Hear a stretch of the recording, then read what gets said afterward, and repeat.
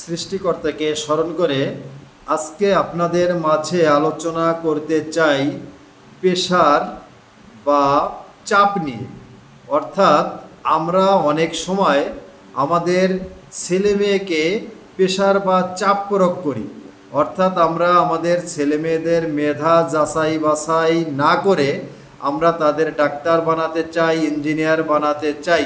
আমি অনুরোধ জানাবো, আগে আমাদের ছেলে মেয়ে কোন দিকে পড়তে চায়, তার কি ভালো লাগে, এই বিষয়টার উপর আগে গুরুত্ব দিতে হবে। অনেক ছেলে মেয়ে আছে খেলাধুলা বেশি পারদর্শী।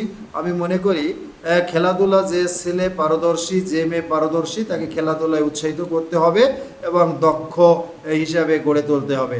আবার যে ছেলে মেয়েটা এসপি হতে চায়, পুলিশের চাকরি পেতে চায়, এগ্রিকালচার অফিসার হতে চায়, অর্থাৎ বিভিন্ন পেশায় যেতে চায়, সেই দিকটা আমাদের গুরুত্ব দেওয়া উচিত।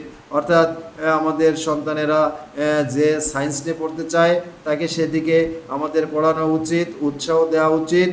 যে কমার্স নিয়ে পড়তে চায় তাকে সেদিকে উৎসাহ দেওয়া উচিত।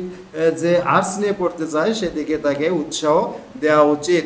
অর্থাৎ ছেলে মেয়েদের ব্রেন, বুদ্ধি, দক্ষতা সব কিছু যাচাই বাছাই করে আমাদের সেদিকে ছেলে মেয়েদের পড়ানো উচিত। কিন্তু আমরা অনেক সময় বিশেষ করে আমাদের অভিভাবকরা আমরা ছেলে মেয়েদের জোর করে ডাক্তার বানাতে চাই, ইঞ্জিনিয়ার বানাতে চাই, কিন্তু ফলাফলে অনেক সময় ভালো কিছু হয় না।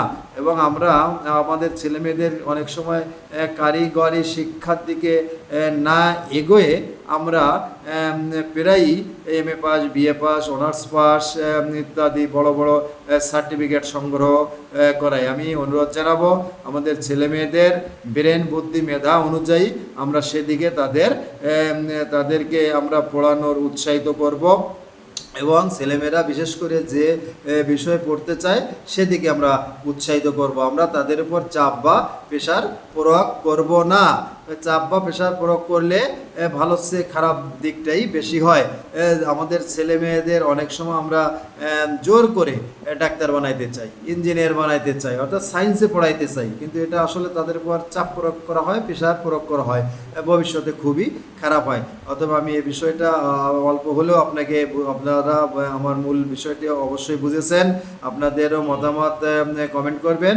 আবারও আমি অনুরোধ জানাবো, কারিগরি শিক্ষার দিকে গুরুত্ব বেশি দেওয়া উচিত আমাদের, এবং আমাদের ছেলে মেয়েদের উপর আমরা প্রেশার বা চাপ দিব না।